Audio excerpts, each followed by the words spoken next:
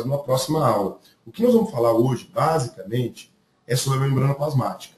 A membrana plasmática, ela é a estrutura que reveste a célula, ela existe em todos os tipos de célula, certo? No célula procarionte, no eucarionte animal ou vegetal.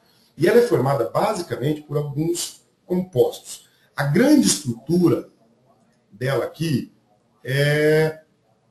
na verdade, é o seguinte, nós temos aqui duas camadas de lipídios. Então, aqui, ó, toda essa região que vocês estão vendo é formada por duas camadas de lipídios, certo? E aí a gente tem o seguinte, a gente tem o seguinte aqui. Esse lipídio aqui, a gente tem uma estrutura importantíssima, isso cai muito em vestibular quando a gente pensa nisso aqui, tá?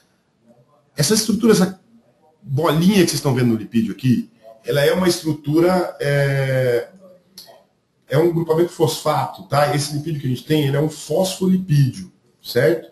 E aí ele é um grupamento fosfato. Ele tem, na realidade, uma característica de ser hidrofílico. Ele tem afinidade pela água, certo?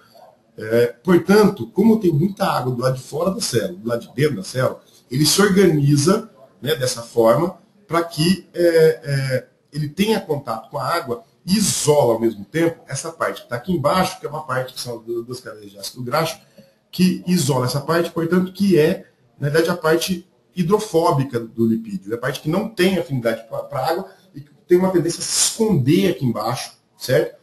Fazendo com que essa membrana se forme, tá? Esse modelo que vocês estão vendo aqui é um modelo proposto por dois cientistas, chamados Singer e Nicholson, chamado de modelo do mosaico fluido. A gente tem uma ideia geral que a membrana plasmática ela é uma coisa rígida e fixa. E a coisa não é bem assim. Ela funciona mais ou menos como se fosse uma bolha de sabão. A bolha de sabão, inclusive, é formada exatamente por causa desse mesmo processo aqui, né? Mesmo não, mas muito semelhante. E aí, então, a base da membrana plasmática é formada por essas duas camadas de lipídio, certo? A gente vai ter também, aqui, ó, por exemplo, proteínas. Tudo isso que vocês estão vendo inserido aqui são proteínas que fazem parte da membrana. Algumas ficam ligadas diretamente na membrana e algumas ficam desligadas da membrana, depois eu vou dar um exemplo, mas que podem entrar aqui a qualquer momento para poder atuar e realizar alguma função aqui dentro, certo? Esta parte superior que a gente tem aqui, ó, por exemplo, essa parte que nós temos aqui, ó, tá? Essas partes que nós temos aqui em cima é chamada de glicocálix. Ele funciona como